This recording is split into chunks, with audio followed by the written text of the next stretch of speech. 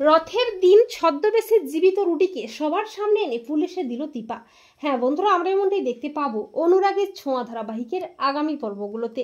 দীপা সুস্থ হয়ে সেনগুপ্ত বাড়িতেই আসে। হ্যাঁ, রুটি যে বেঁচে আছে সেটা সোনাকেও জানিয়ে দেয়। সোনা বলে ওই রুটিকে আমি নিজের হাতে শেষ করব। দীপা বলে রথের দিনে রুটিকে সবার সামনে এনে ওর খেলা শেষ করব। এরপর সবাই মিলে রথ টানতে টানতে অনেক মজা আনন্দ করতে থাকে। আর ঠিক তখনই পুলিশ এসে বলে Sona Sengupta you are under arrest. তা শুনে সবাই অবাক হয়ে যায়। দীপা বলে ওকে অ্যারেস্ট করার আগে আমার উপর দিয়ে যেতে হবে। পুলিশ বলে কুন্তলা রয় ও রুডি রয়কে খুনের অপরাধে সোনা সেনগুপ্তকে আমরা অ্যারেস্ট করতে বাধ্য হচ্ছি। দীপা বলে সোনা নির্দোষ। হ্যাঁ, রুডি ও কুন্তলা কেউ মারা যায়নি, ওরা জীবিত আছে। এরপর দীপার প্ল্যান মতো রুডি ও কুন্তলাকে সবার সামনে নিয়ে আসে অবিনাশ ও রূপা। জীবিত রুটিকে দেখে সবাই চমকে যায়। সোনা বলে শয়তান, তোকে আমি শেষ করে ফেলবো। দীপা বলে না সোনা, আমার ছুঁচো মেরে হাত বন্ধ করিস না। ওদের মতো শয়তানদের মেরে নিজে অপরাধী হোস না।